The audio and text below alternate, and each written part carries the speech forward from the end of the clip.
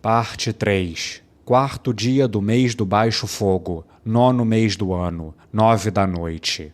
Climb segurava algo escuro em sua mão. Era um material preto sem forma que já fora perfeitamente esférico, mas era tão mole que agora estava deformado, como se tivesse sido esmagado. Ele pegou essa misteriosa esfera preta que parecia estar cheia de líquido e espalhou sobre sua armadura. A esfera estourou, sujando a armadura branca de Climb com manchas pretas. Depois de ver isso, assumia-se que a esfera que Climb acabava de segurar estava cheia de algum tipo de tinta. No entanto, não parou por aí.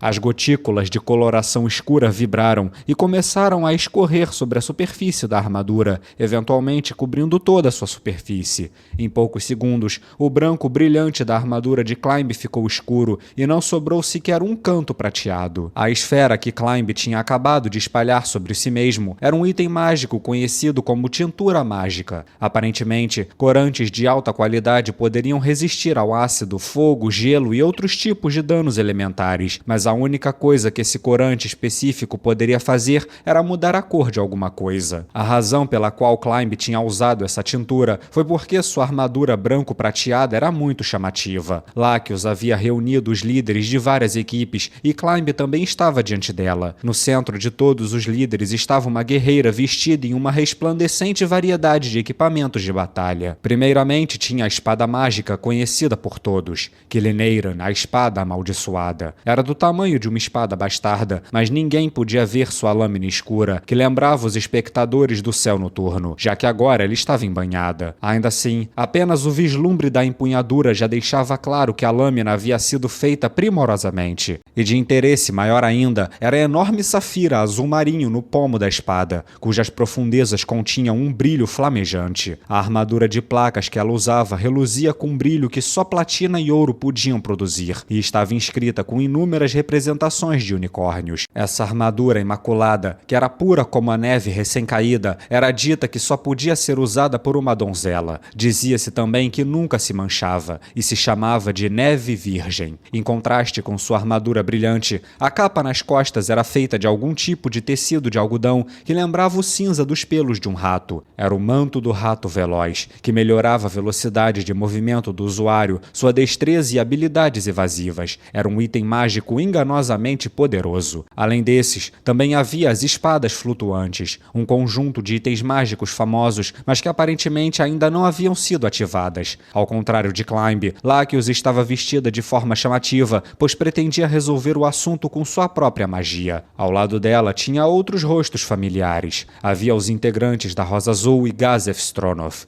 Climb se sentiu muito desajeitado e fora do lugar enquanto estava caminhando ao lado deles. Lacus explicou os detalhes da operação, que seria de atacar e capturar 8 instalações gerenciadas pela 8 Dedos. No entanto, havia apenas 7 equipes aqui. Então, depois que essas equipes tivessem atingido seus objetivos, os líderes de cada equipe e os guardas do Marquês Raven, que eram todos ex-aventureiros, cada um classificado acima de Mithril, iriam até o último local, enquanto os demais membros da equipe continuariam em seus objetivos. Eles precisavam destruir o máximo possível de forças de combate do inimigo e tentar o possível para capturar prisioneiros. Caso não fosse possível, a única alternativa viável seria matá-los. E isso foi tudo. Lacus avisou a todos que eles enfrentariam um sindicato criminoso que controlava o submundo do crime. Então encontrar armadilhas ou indivíduos muito poderosos era uma possibilidade bem real, de modo que ninguém poderia ser descuidado. Climb sentiu um frio na espinha. Não era medo, mas sim estresse por estar presente em uma operação tão importante. Climb era muito mais fraco que os outros líderes de equipe, mas mesmo assim tinha sido escolhido para liderar um dos times. Afinal, ele era mais forte do que um soldado comum e a patrocinadora dessa operação o recomendara pessoalmente.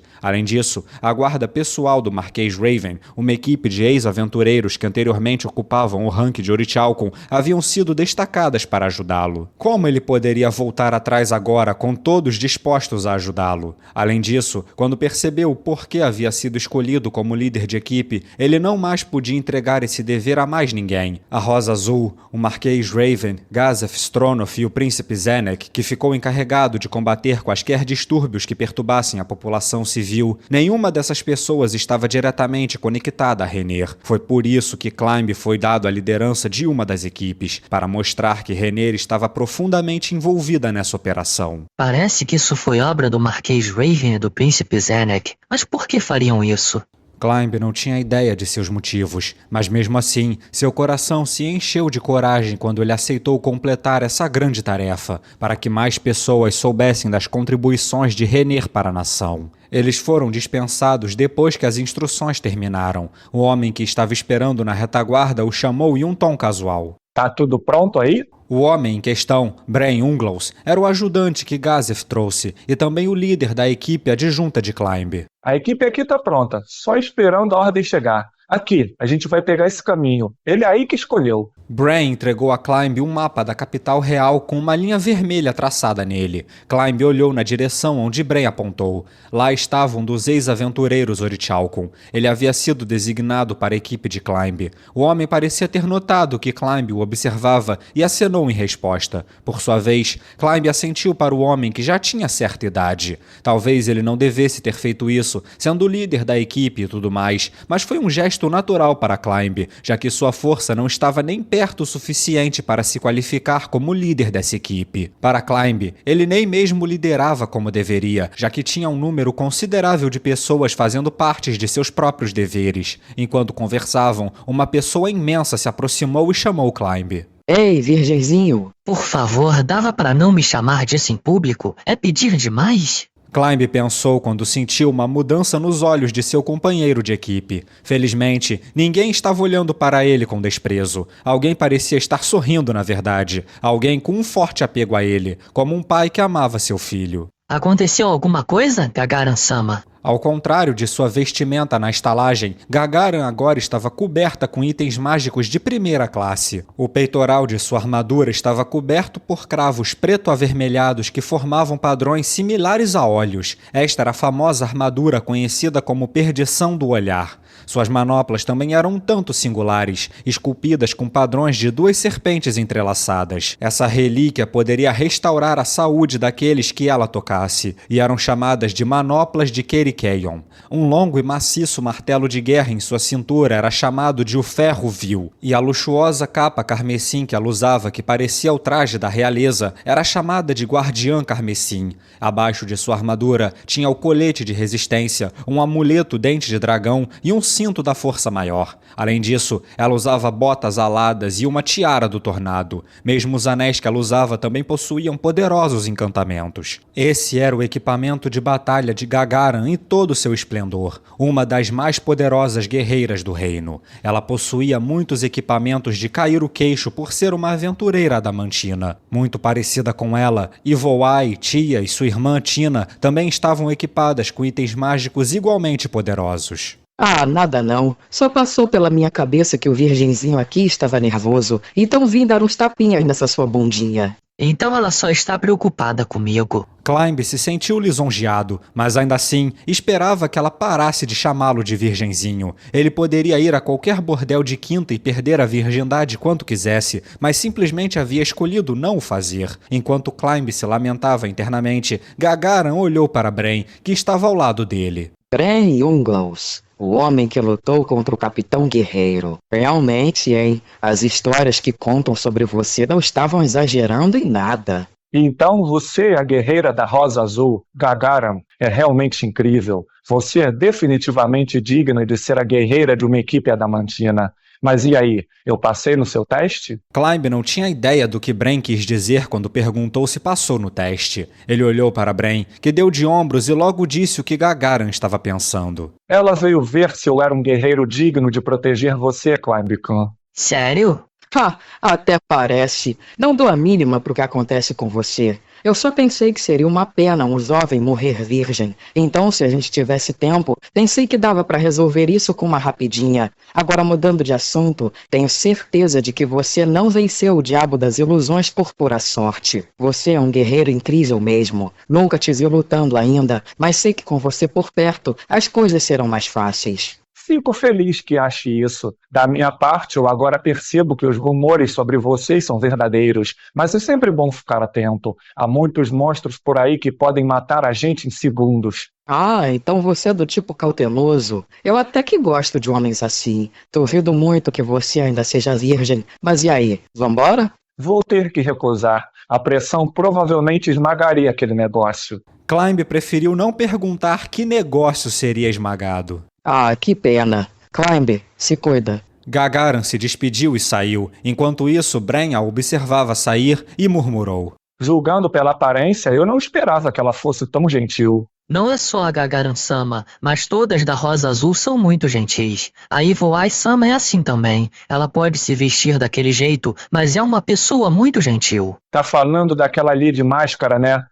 O Gazis me disse que conhecia um cara chamado Ain Zongon que tinha esse estilo também. Será que ficar usando máscara é moda ou algo assim entre os usuários de magia? Ah, parece que é hora de ir. Parece que sim. As equipes que precisam percorrer um caminho longo até os seus alvos têm que sair antes. Caso contrário, não vão conseguir coordenar a sincronia de seus ataques com as demais equipes. Ambos olhavam para frente, para as equipes que partiam mais cedo. Climb olhou em volta, procurando os arredores por uma certa mulher, mas naturalmente ela não estava lá. Ela deveria estar ajudando o príncipe Zenek agora. Ele sabia que ela estava dando o melhor de si, então será que era egoísmo da parte dele se sentir solitário sem ter a chance de vê-la? É melhor a gente ir nessa. Bora, Climb-kun. Sim.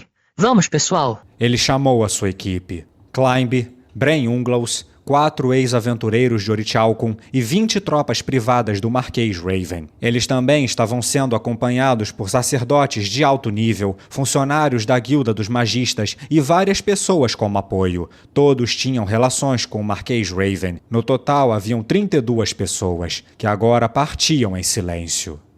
Parte 4. 4º dia do mês do Baixo Fogo, 9º mês do ano, 20 e 31. E pensar que conseguiríamos montar uma equipe tão boa assim. Devo agradecer ao Ain-sama. Essa foi a primeira coisa que Sebas disse quando viu as pessoas reunidas na casa. Shalltear e Mari foram redesignadas de suas posições originais e agora eram lideradas por Demiurgo. Entoma e Solution, das empregadas de batalha Pleiades, também estavam visíveis aqui. E então, também tinham vários vassalos de alto nível de Demiurgo, os Lordes do Mal. Uma quantidade incrível de poder de luta reunida em um só lugar. Podia-se até considerar um exagero. Até a guardiã mais forte, assim como o segundo guardião mais fortes estão presentes. Sim, e estão sob o meu comando, de acordo com os desejos de Ain-sama. Sebas, você se opõe? Claro que não. Espero que não me entenda mal. A Ain-sama nos ordenou para que resgatássemos a humana, mas o fato é que reunimos essas pessoas para um propósito maior. Ou seja, matar os tolos membros da Oito Dedos que ousaram cuspir nas faces dos seres supremos. Está claro? Perfeitamente. Resgatar a Tsuari, então, é um objetivo secundário, correto? Correto. Mas eu não acredito que ela seja capaz de suportar magia de ressurreição. Então eu aprovo a sua sugestão para resgatarmos ela enquanto ainda estiver viva. Demiurgo disse isso com um tom ácido. Agora que isso está claro, devemos considerar a possibilidade de termos que lidar com ela em caso de morte. Além disso, se eu estivesse no lugar deles, certamente cortaria fora a cabeça da refém e jogaria aos pés dos invasores. Se o sequestrador fosse você, Demiurgo, tenho certeza que abusaria da refém diante do inimigo só para forçá-los à submissão, não é? Me vejo obrigado a concordar com suas palavras. O pensamento de imobilizar supostos libertadores e depois observá-los enquanto torturo seus reféns.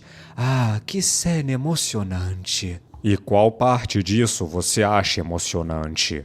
Sebas escondeu a irritação debaixo de seu sorriso quando fez essa pergunta. Não era necessário dizer que o olhar perceptivo de Demiurgo provavelmente tinha visto através do falso sorriso de Sebas, então não era nada mais do que um jogo de fachadas. Todas, Sebas, todas as partes. Demiurgo sorriu tenuamente e havia um brilho penetrante em seus olhos facetados, e então ele completou. Bem, se fosse eu, deixaria os humanos que vieram ao resgate terem êxito a princípio, e também deixaria que planejassem a fuga, deixaria que descansassem à vontade e acreditassem que haviam escapado, e só então mostraria o quanto estavam enganados. Afinal, quanto maior a esperança, mais profundo é o desespero. Isso parece bem divertido. Vamos tentar isso da próxima vez se tivermos a chance.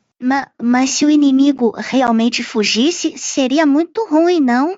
Ah, Mari, você diz as coisas mais interessantes às vezes. A graça disso é que o inimigo nunca teve chance de escapar para começo de conversa. E bem, se eles realmente conseguissem escapar, eu teria que elogiá-los por isso. Como esperado do Demiurgo, você pode se permitir tal arrogância por causa de sua absoluta certeza de que a oposição não escapará. Demiurgo estava alegremente falando sobre o seu hobby de atormentar os outros, mesmo eles tendo um tempo limitado. Sebas decidiu então fazer uma pergunta para encurtar a discussão. Demiurgo, você disse que massacraria a 8 dedos. Isso significa que tem informações sobre eles? Sim.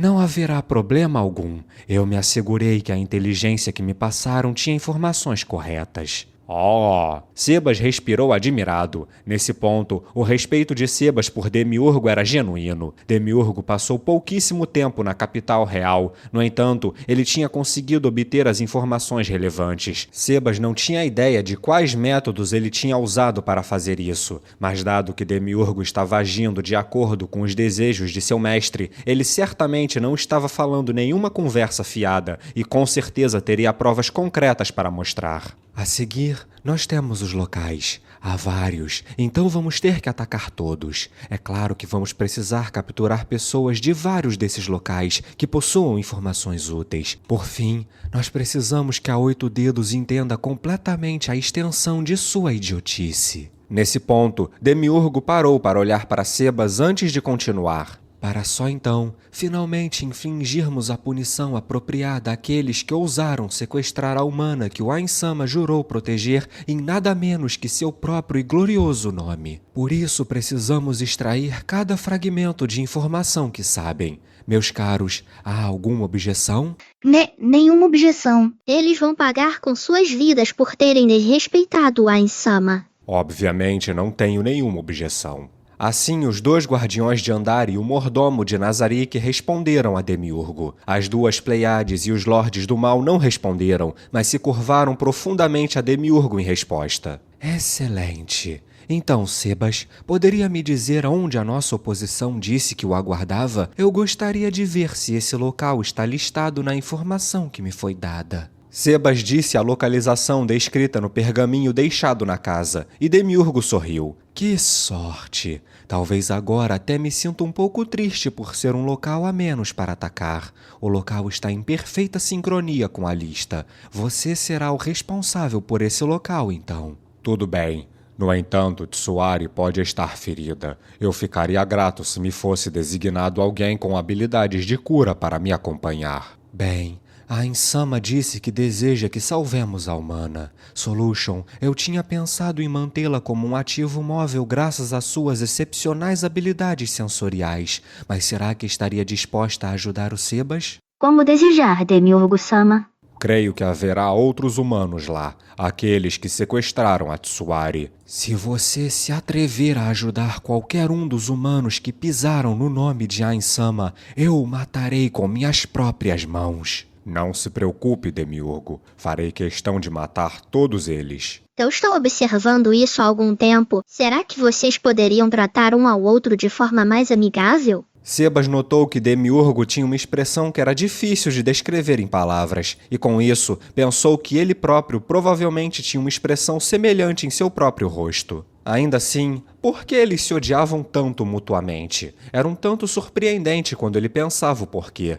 Ele não detestava Shalltear, que era uma sádica quase no mesmo nível de Demiurgo, mas ele podia sentir a raiva dentro de si toda vez que falava com Demiurgo. Dito isso, não concordar com Demiurgo nesse momento seria como cuspir na gentileza de seu grande mestre. Sebas silenciosamente pediu desculpas a seu mestre e então se curvou para Demiurgo. Você veio para ajudar a compensar os meus erros, mas eu tenho sido rude com você. Eu sinceramente peço desculpas por isso. Eu não levei isso muito a sério, Sebas. De qualquer forma, uma vez que você resgatar Tsuari, leve-a rapidamente à grande tumba de Nazarick. Está de acordo? Naturalmente. Mas tenho uma pergunta. Os preparativos já foram feitos para recebê-la? Não se preocupe, fizemos todos os preparativos. Sebas assentiu em reconhecimento quando ouviu a doce voz de Entoma. Posso prosseguir então? Excelente. Vou dividir nossas equipes em 7 grupos e então decidir qual dos locais vamos atacar. Naturalmente, Sebas e Solution já foram alocados.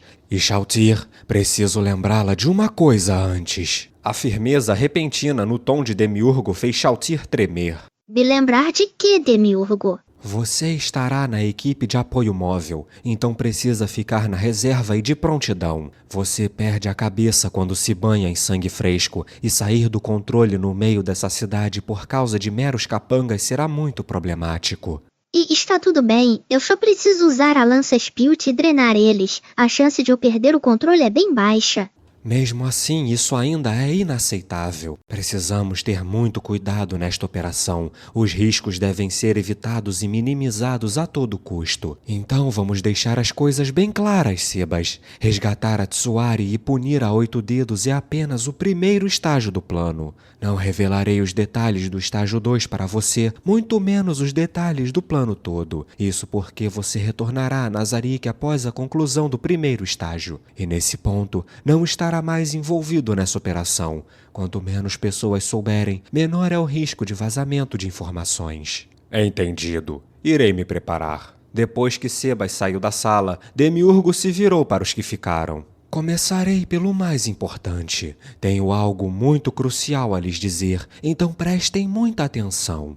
Entoma, lembro que você é capaz de criar ilusões. Você pode criar uma ilusão em específico se eu te disser como deve se parecer? Posso sim. Seguindo as instruções de Demiurgo, Entoma criou uma espécie de holograma mágico. A ilusão flutuante agradou Demiurgo. Estão vendo? Vocês estão absolutamente proibidos de matar essa pessoa. Ferimentos leves são aceitáveis, mas mais do que isso está estritamente proibido. Espero que não se esqueçam, e isso vale em dobro para você, Shalltear. Não precisa ficar repetindo, eu já entendi. Shalltear fez beicinho quando Demiurgo a alfinetou. Mari, por sua vez, apenas sorriu sem jeito.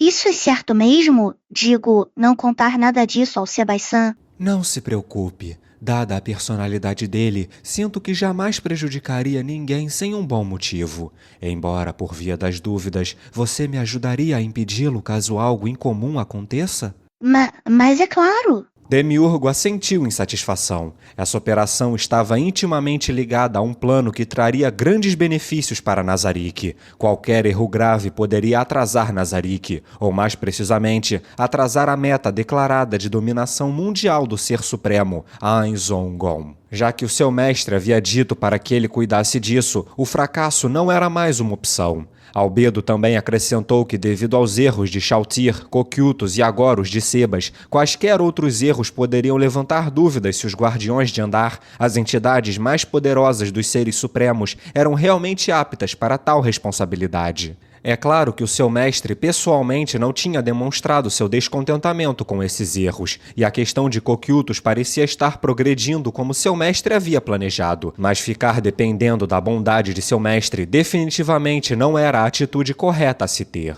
Eu desejo demonstrar a utilidade dos Guardiões ao Ain-sama através do sucesso dessa operação. Afinal, qual valor teriam subordinados tolos que não conseguiam satisfazer o seu mestre? Além disso, se o seu mestre ficasse completamente desapontado por seus servos patéticos, quem sabe, até mesmo o último ser supremo que sobrava também poderia desaparecer. Mesmo alguém como Demiurgo sentiu seu corpo gelar de medo ao contemplar essa possibilidade. Não podemos falhar. Precisamos ter sucesso suficiente para apagar nossos erros do passado. Com uma determinação inabalável em seu coração, Demiurgo examinou todos na sala. Além disso, espero que nenhum de vocês se esqueça de que quem fez a lavagem cerebral em Shalltear ainda pode estar nos observando, apenas esperando uma chance de atacar. Portanto, a menos que seja permitido, vocês não têm autorização para deixar suas áreas de operações. Espero que tenham isso em mente. Quando qualquer guardião, inclusive eu mesmo, se aproximar, vocês imediatamente colocarão as mãos ou os membros equivalentes às suas mãos em uma posição neutra, abstendo-se de movimentos suspeitos. Por segurança, qualquer movimento suspeito trará a morte. Alguma dúvida? Eu acabei de fazer uma pergunta, mas posso perguntar de novo? Demiurgo sorriu calorosamente para Mari e depois fez um gesto para indicar que ele deveria continuar falando. Obrigado. Eu me lembro que o Sebastian não tem um item de classe mundial como nós temos. Ele vai ficar bem? O Ain-sama já considerou isso. Sebas servirá como isca. Idealmente, o inimigo irá morder essa isca. Albedo está observando do Salão do Trono justamente por isso. Por falar nisso, aqueles que não podem usar a magia de mensagem devem ser mais cuidadosos. Não ajam por conta própria. Eu supervisionarei toda a operação, então entrem em contato comigo se tiverem alguma dúvida. Além disso, já informei Mari sobre tudo, inclusive meu plano. E por isso, se surgir uma emergência e não conseguirem me contactar, o Mari será o responsável pela operação no meu lugar. E eu? O que eu tenho que fazer? Sinto muito, Shalltear, mas como eu disse anteriormente, você não é completamente confiável, por isso ficará na reserva. O motivo disso é porque eu estou preocupado com o seu frenesi sanguinário. Entendi. Começaremos o estágio 2 assim que o estágio 1 for concluído. Vou começar a explicar ele agora. Será o estágio mais crítico. Assim, espero que prestem muita atenção. O quê? Aconteceu alguma coisa? Um demônio das sombras emergiu da sombra de Demiurgo e sussurrou um relatório para ele. É mesmo? Bem, é repentino, mas é inevitável. O assunto pareceu incomodar Demiurgo. Ele não podia deixar as coisas assim. Perdoe-me, Mari. De acordo com as informações que acabei de receber, há mais uma base da 8 Dedos. Sinto muito pelo incômodo, mas espero que ataque o local. Sinto que você dará conta com facilidade, mas por segurança, leve-a em toma com você. Sim, tudo bem. Pode contar comigo. Excelente. Discutiremos os detalhes daqui a pouco. Onde eu parei mesmo? Sim. Vou começar a explicar o plano para o estágio 2, Gehenna. Preste atenção redobrada. É crucial que tudo saia como planejado. Essa é a parte mais importante de nossas operações na capital real.